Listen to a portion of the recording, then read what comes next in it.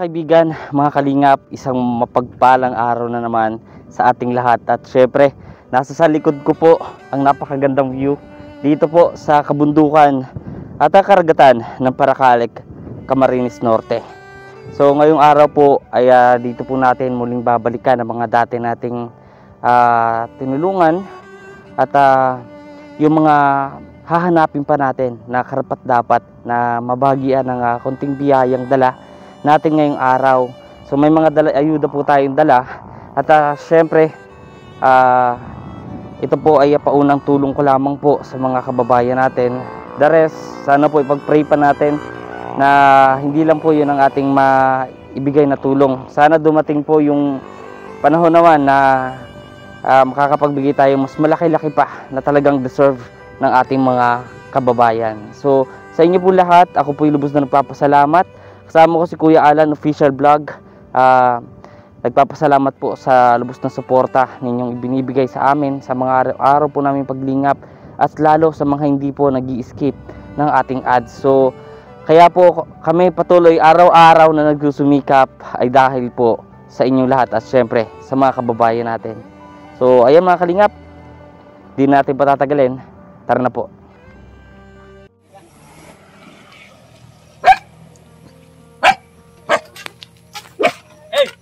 Ayan, so ayun mga kalingap, mga kaibigan.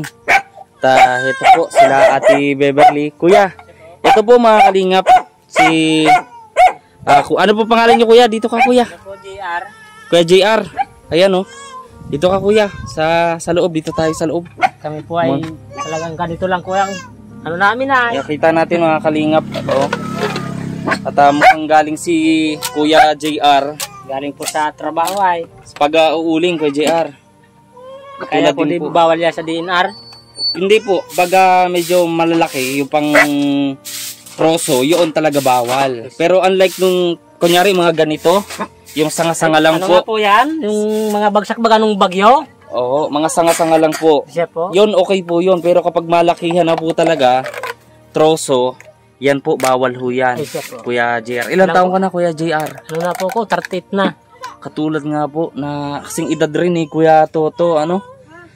So ayun mga kalingap. At ito yung mga anak ni Ate Beverly. Ayan. So bali, ilan po yung total na anak na nga ninyo? Kuya? Bali 5 po yan. Yung sabi yung 8. Andun po sa apo. Apo. Yung 4 naman yung ito ko. Naandito. Po. So hati ano po. Palibasa po doon sila nagraraki sa apo nila. Lagi po na doon na lang po. Doon po sila naglalagi. So ayun mga kalingap at kita natin oh. Napakasipag rin po ng asawa niyong ito si Ate Beverly. Habang nagwawalis siya mga kalingap. Ayun oh. So ayun, napakasipag rin po ng asawa niyo. Parehas kayong dalawa. So nagtutulungan lang po pag walang mga pasok ng mga bata, nagtutulungan kami sa trabaho. Yan. Pwede po ba mamaya Kuya JR samahan nyo kami doon sa okay lang po. Inaanuhan nyo? Bali itong lupang tinitirikan nyo sa inyo po ba ito o nakikitira lang po kami sa may lupa. Oo, ilang taon na po? Ano na po, mahigit na kaming 5 taon dito sa kanila. 5 taon. So mabuti naman po pala at na papatuloy po sila dito ng mahigit nga po. Wala naman po mga kalingap sa kanila. Habang po na andito kami sa kanila, may trabaho naman ako sa kanilang minsan. Nabubakan sila ako isang araw naman may trabaho naman. Hindi man ako nawawalan trabaho dito sa kanila. So ito po mga kalingap. Bali, sino pong natutulog dito? Yung pong mag-irina. Tapos dito po hati-hati naman sa kabila. Ayan o, ito yung anak ko. Anong pangalan nito? Bibilin po yan. Ito yung babae po ano. Akala ko po kasi mga kalingap nung una, lalaki to. Lalo yung suot Ate Beverly ngayon, nakapulo siya oh. Babae. So ito rin po yung mga anak ni Ate Beverly. Ayan, medyo mahiyain pa. Hello, anong pangalan mo? Giselle. Giselle? Ito ang isa, anong pangalan mo? Ha? Jinky yan. Jinky. Oh, talaga. Si Jinky yung isa po, si ano, babae din po yan. Babae din, si Joanne. Si Joanne, ayan mga kalingap. At ayun nga, ay may dala kami dito na grocery para sa inyo. Tapos dinagdagan ko na din ng gatas. Ano po? May bigas din doon at hindi lang yan. Bibigyan ko din kayo ng magkano pala Kuya JR yung kinikita nyo sa pag-uuling. Maliban po pala doon Kuya JR, wala na kayong ibang pinagkakakitaan? Ano lang po, pag halimbawa wala po kami na uuling, nakikipag-arawan. Arawan ng ano po? Nakikitabas. Tabas. Magkano po ang kinikita sa pagtatabas? Ano lang po, 400 lang po ang isang araw. Napakaliit po nun mga kalingap yung 400 kasi bigas pa lang nga ngayon.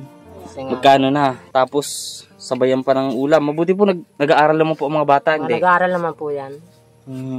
Sen nga po, nagraralakan na lang yan pag walang pamasahe. Malayo po dito ang eskwelahan. Ano po yan, sa landing po yan. Sabi nga kang isa na yan po. Isa nga po, ako na lang ang naawa sa kanila. Diyos, kapos-kapos naman baga po ang hanap buhay dito ay. Kapag tiyaga din. Kung ano po kasi mga kalingap, kung hindi po pag-mimina o kaya pag-iisda ang kinabuhayan, kadalasan po mga ganito pag-uuling.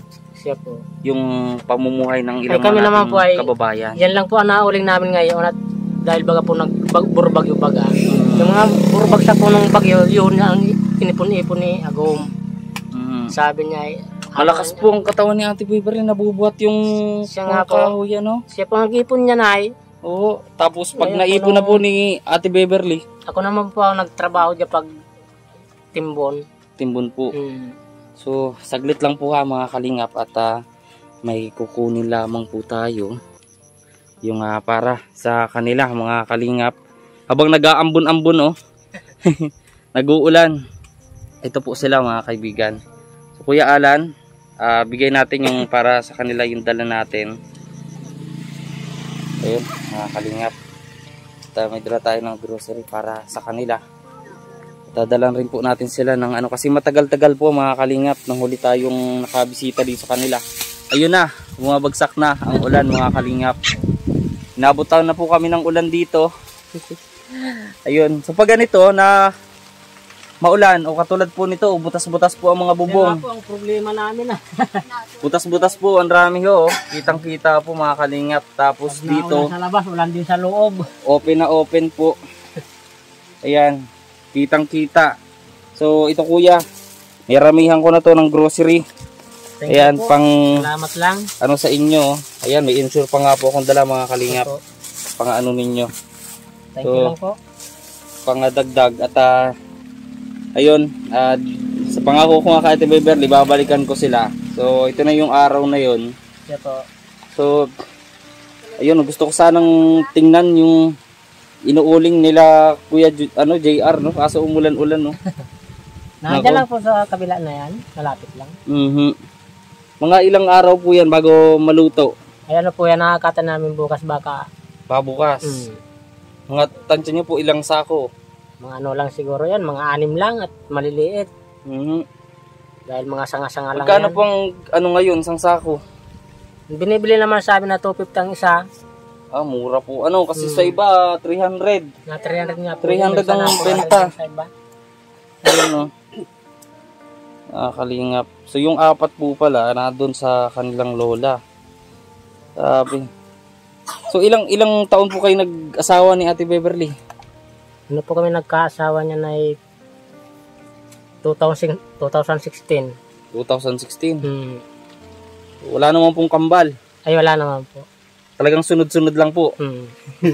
Sa sobrang kasipagan nila Kuya JR ni Ate Beverly, hindi lang yung pag-uling, hindi lang yung mga gawaing bahay, hindi lang yung gawaing bundok ang ginagawa nila, pati yung gawaing bata kapag siyempre mga kaibigan, dito kasi mga kalingap ay wala pong ibang libangan dito.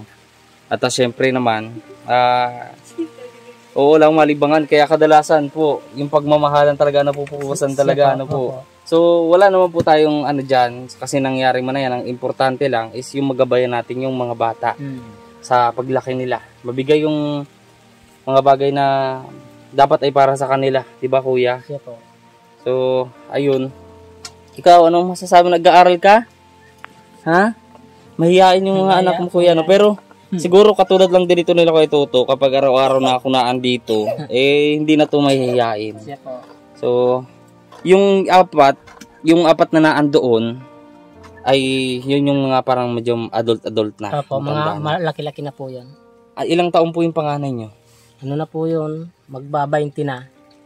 Talagang, kumbaga, bata pa po kayo talaga Bata nag-asawa. pa po pangasawa ay. Parang tansya ko, 13 anyos o 15? Para 15 yata. Parang 15. Ilang taon po si Ate Beverly? Ilang taon po yung agwat ninyo?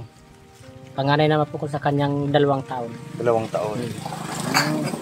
So, ayun po mga kalingap. Mamaya, kausapin din natin si Ate. Ay, ito nga pala. Kasi kanina mga kalingap, nagpapadidi si Ate Beverly, kaya di natin makausap eh. So, ngayon okay na. So, ayan, kumusta ka po Ate Beverly? Mabuti naman po, baga. Ayan, mukhang maano dyan, Natulo na po nga. Pamatulo, ito yung anak mo. Pag naulan, ulan din po. Ilang buwan na po itong bunso nyo? 1 taon na po yan. 1 taon na pala to, Pero yung ano po, size ng bata, hindi pang 1 taon. No? Lamayat. Kumbaga malnourished po yung bata. Lagi pong may sakit ay. Lagnat, sinisipon. Dati malaki-laki din ito. Nasipon, ho. Ano? Hello? Sinisipon po siya. So, ito po mga kaibigan, mga kalingap at Ate Beverly, pinangako ko sa inyo na babalik ako dito. Diba? At ito na nga yung araw na yun. Kaya bibigyan kita. Nagbili din ako ng grocery mo. At bibigyan kita pang ano mo nung sipon ng bata. Dati yata kasi sinisipon dito Ate Beverly. Siya po. Diba yung ibang mga bata, inuubo kanina. Parang nakita ko sa ito Ate Beverly. Tanggapin mo ito. Pasensyahan mo na muna yung binigay ko sa iyo. Then, ayun, anong masasabi mo sa mga nanood sa iyo ng video natin nung nakaraan? Salamat po sa kanila. Nakatulong man sila sa amin. Kahit konti, nagbigay sila. At hindi lang yan Ate Beverly, marami pa. Basta pakatatag lang kayo. Hirap ng buhay kaya dito. Ay, siya po. No? Ang hirap kasi pag hindi ka nagsipag, ay wala ka dito makukuha. Ayun, no? Hinuubo pa yung mga bata. So, maya-maya mga kalingap at punta tayo dun sa inuulingan nila. So, galing din tayo mga kalingap kala Kuya Ramon at kala Kuya Toto. So, dito po sila natutulog sa catering ito. Ayan, butas-butas rin po. Butas-butas, tas dito. Ayan, no. May kanin po kayo? Anong ulam? Wala na po kayo ulam. Ito po, sinabawan yata po ito, Ayan, mga kalingap. So, diyan po sa labas na to, ayan, kita natin yung tinataniman nila. Taniman nila daw dyan. So, nag-uulan-ulan pa sa oras na to, mga kalingap.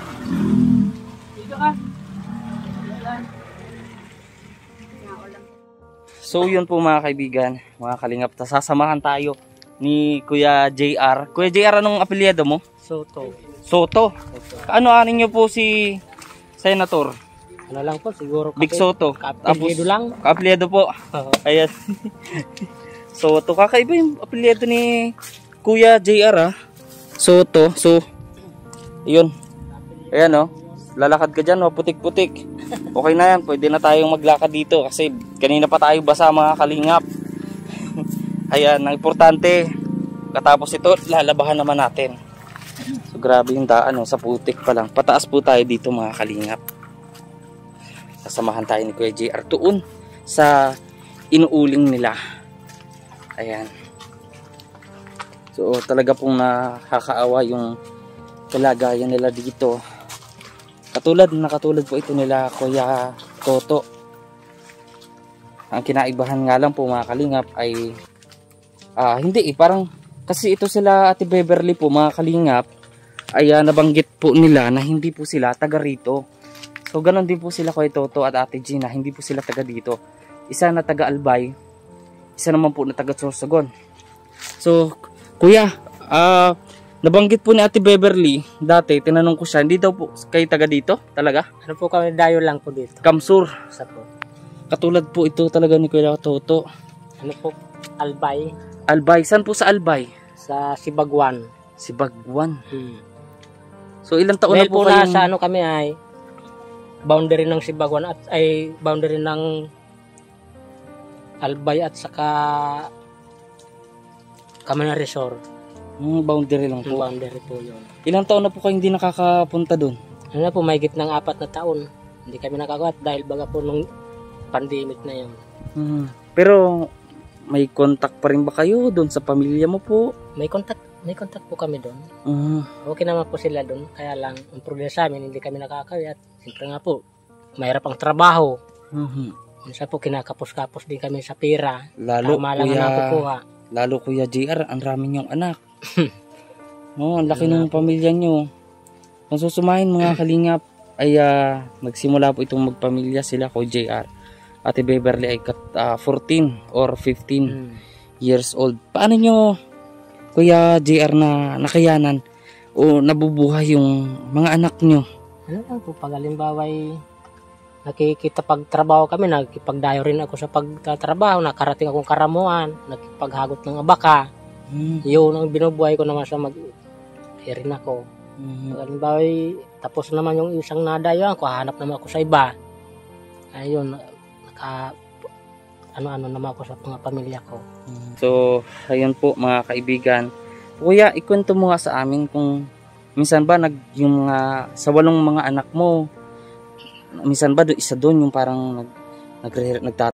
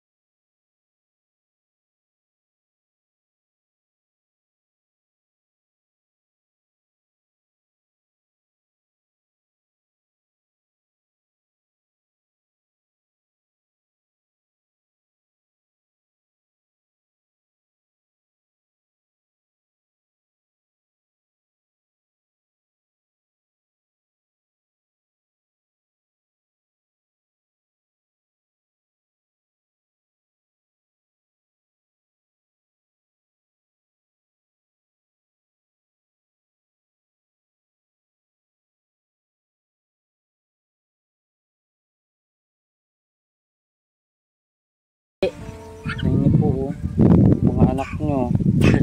Ayun o. Ganyan talaga po yan, di yan nahiriwalay sa akin pag wala silang mga pasok. Ayun po mga kaibigan.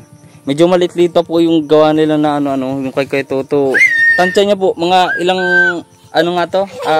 Ano po yung sabi niyo kanina? Mga ilang sako? Mga animan lang siguro yan. 6. Magkano po lahat-lahat pag 6? Ano lang napatak naman sa 1 to. 1-2. Ay 1 to 50. Anim. Dahil po yung 5 ay 1,000. Ay hindi. 4, 1,000. 1,500. Yung 6.